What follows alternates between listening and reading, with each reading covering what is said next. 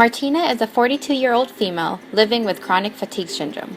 She lives in a one-story, three-bedroom house with two bathrooms with her husband and son, Zach, who is 4 years old. Martina is a devout Catholic and goes to church every Sunday with her family. She is an active member of the Parent Teachers Association, or PTA, in Zach's school. She also loves to attend numerous dinner parties with her friends. When at home, she takes on a role of a housewife and tends to her family, from cleaning to taking care of Zach. She also loves to cook meals for her family and friends and walk around the neighborhood with Zach. For the past 6 months, Martina's signs and symptoms have amplified and is now affecting her daily routines. She used to work as a bank manager in a big company in downtown Los Angeles, but has recently quit her job due to severe fatigue and headaches. She reports always feeling tired and not getting restful sleep, even though she sleeps 8 hours a day. She constantly has muscle pain, headaches every day, and does not have enough endurance to do household chores and take care of Zach. These unfortunate events prompted her to see her primary care doctor. After speaking with her physician, she was diagnosed with CFS. She was referred to an outpatient occupational therapy clinic to receive treatment for 12 weeks, once a week. The occupational therapist will perform the evaluation where she will gather the occupational profile, analyze occupational performance, and conduct the Canadian Occupational Performance Measure, or COPM, to determine the occupations that Martina values and are having difficulties with. After the COPM, it was determined that Martina values her house duties, such as cooking and doing the laundry, and she really wants to be able to play and go on walks with Zach and her husband again. The first intervention plan that we are going to utilize is using energy conservation techniques, specifically implementing the 4 Ps, which is prioritize, pace, plan, and position.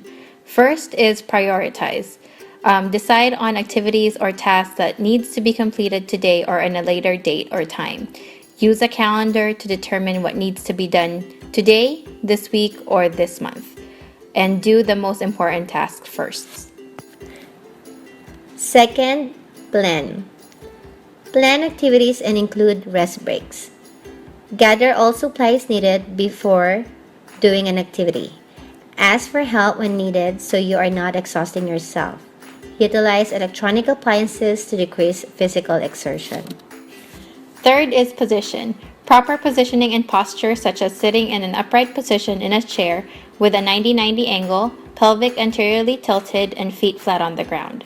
Sitting when you can and completing a task can help reduce energy use by 25% and allow you to focus on the task that you are working on. Using a tool such as reacher, sock aid, long-handled sponge to prevent reaching or bending is beneficial. Fourth, which is the last P, is pace. Pace yourself, do not rush. Take rest breaks before you feel tired to avoid overexhaustion. Here are some additional energy conservation tips. Dressing and hygiene. Organize clothes to wear the night before. Dress lower body first. Avoid bending and reaching. Instead, use tools such as a reacher, sock aid, or a long-handled sponge. Use a bathrobe to dry yourself. Wear clothes that are easy to put on and take off, such as clothes with Velcro or snap buttons or loose-fitting clothing. Use warm, not hot water when bathing. Bathe while seated. When doing housework, divide activities into small, manageable tasks. Clean while seated or kneeling. Ask for help from family members. Use dishwasher. Slide rather than lift objects. When mopping the floor, use a long-handled cleaner if available. When cooking, plan ahead to avoid extra trips. Use electric appliances instead of slicing or chopping. Use the disposable utensils and plates when eating. Buy sliced vegetables or prepared frozen meals or use delivery service. Remember to listen to your body, stop and rest before you get tired. The second intervention that we will be utilizing is the Graded Exercise Therapy, or GET. GET is a therapy program that gently reintroduces regular physical activity at a low level and gradually building up or grading up over time by increasing the intensity or duration of tasks. Some of the tips are tracking your progress, keeping an exercise diary by writing down your daily activities and schedule upcoming activities.